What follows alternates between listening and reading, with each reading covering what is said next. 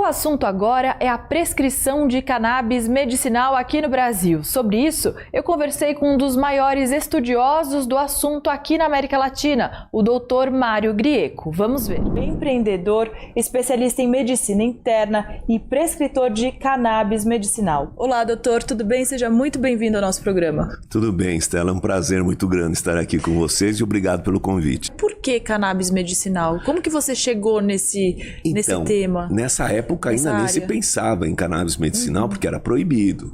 Cannabis medicinal é mais recente agora, nesses anos, e naquela época nem se falava porque era proibido. Se pegassem fazendo estudo clínico, poderia ser preso. Até lá nos Estados Unidos. Até lá nos Estados Unidos. Nos Estados Unidos mais sério ainda.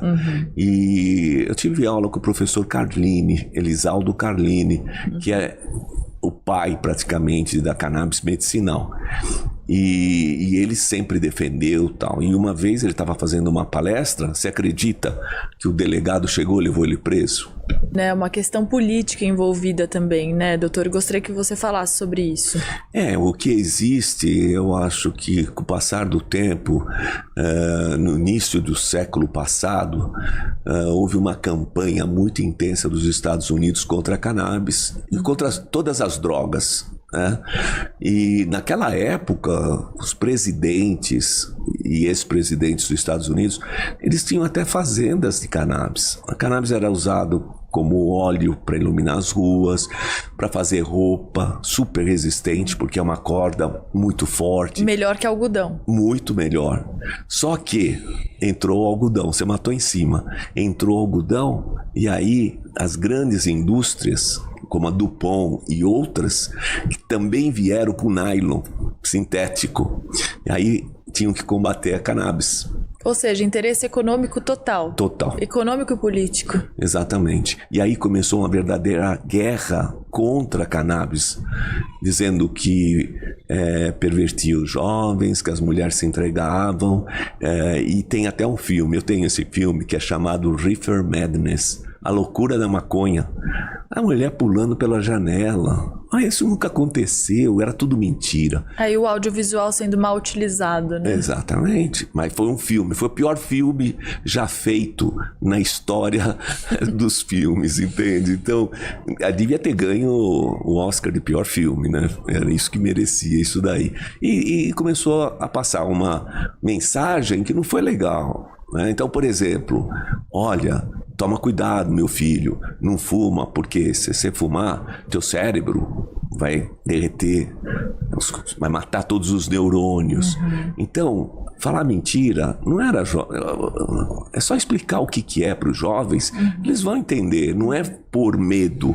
E essa foi a estratégia que acabou não dando certo, porque hoje a cannabis medicinal, ela tem uma importância muito grande e eu vejo os resultados, porque eu prescrevo também. E porque então, você estuda muito, né, doutor? Você faz pesquisa. A carreira médica é isso, é um constante estudar, não é?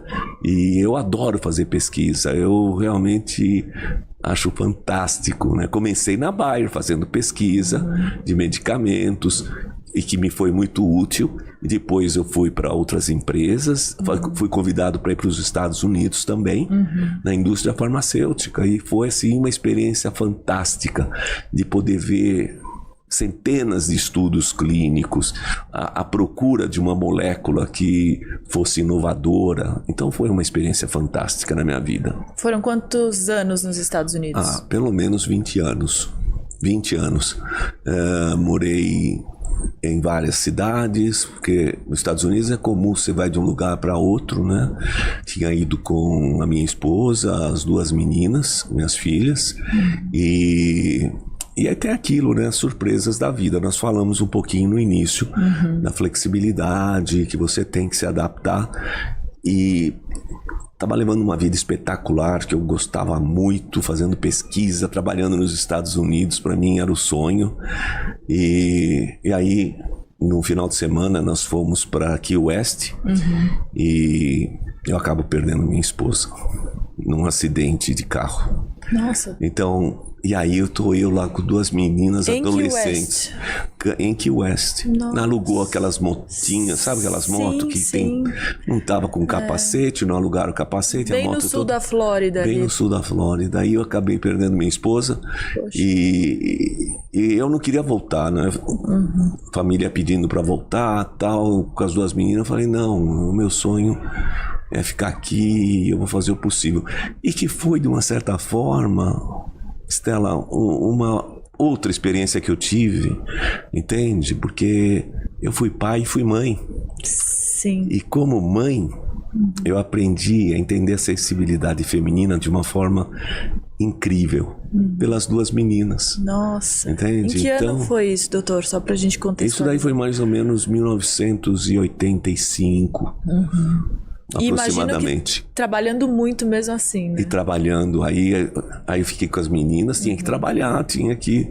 E na época eu estava na Flórida, tinham me transferido para a Flórida para aprender a área de vendas. Sim. Porque eu tinha a área médica, como médico, e tinha a área de marketing, porque eu fiz um MBA de marketing. E o médico não aprende isso na faculdade. Não Você aprende, realmente tem que se especializar, se quiser seguir essa área. Exatamente. Mas isso é que me levou a ser presidente de empresas.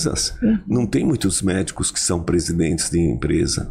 Então, o que aconteceu? Eu tive essa oportunidade, aproveitei o máximo possível, fui promovido, e nos Estados Unidos eu passei pela Flórida, fui para Washington, D.C., e fui para Porto Rico como presidente, depois presidente da América Latina.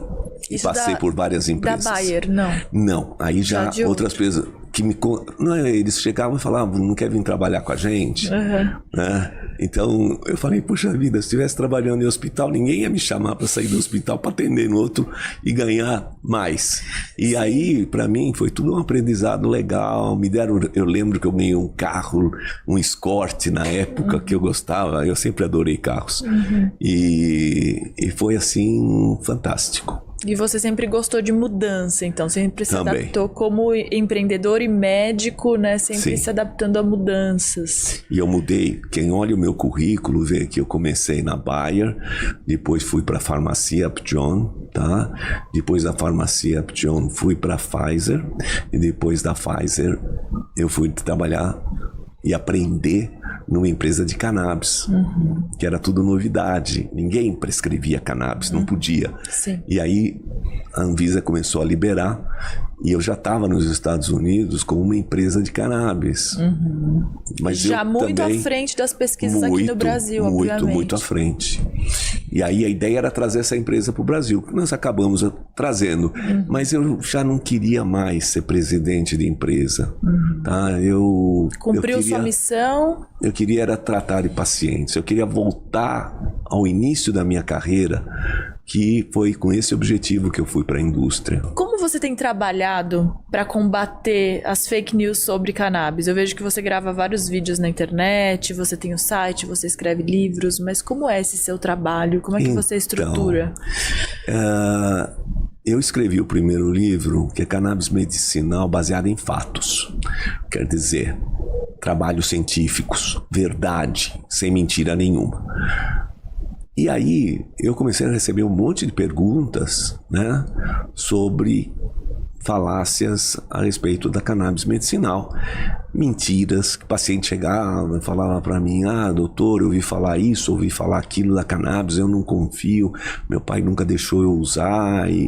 Bom, aí eu falei, vou escrever um outro livro agora, né? Cannabis medicinal, fatos e fakes, por exemplo. Né? Então, é o segundo livro que deve ser lançado no mês que vem. Legal. E aí conta histórias. Por exemplo, um dos fatos que acabou sendo fake é que a cannabis ela não trata epilepsia e que é ruim para crianças. Então, primeiro tem que saber que cannabis nós estamos falando. Nós estamos falando do THC ou CBD. O CBD Não tem problema, não tem efeito colateral nenhum. THC já tem. Então, que age no cérebro. Que age no cérebro. E o que acontece? Quando um paciente tem epilepsia, é um caso sério. Né? Uma epilepsia por dia já deixa os pais desesperados de ver o filho podendo fazer anóxia, que é falta de oxigênio, que se contrai todo e pode vir até a morrer. Sim. Então é um caso grave. Agora, Estela, imagina, por exemplo, você tem um filho que está tendo 40 convulsões por dia. Nem consigo imaginar, mas eu sei que muita gente passa por isso, né? Exatamente. Então, essas crianças utilizaram todos os medicamentos que já estão disponíveis no mercado. Os médicos, neurologistas, psiquiatras prescreveram tudo o que era possível e não tinha resposta. Então, era refratárias, que a gente chama. E aí, o que aconteceu? A hora que foi dado cannabis medicinal, as crises praticamente desapareceram. Se ficou uma ou praticamente nenhuma. Então, isso prova a importância da cannabis medicinal e a eficácia no tratamento de uma doença muito, muito séria.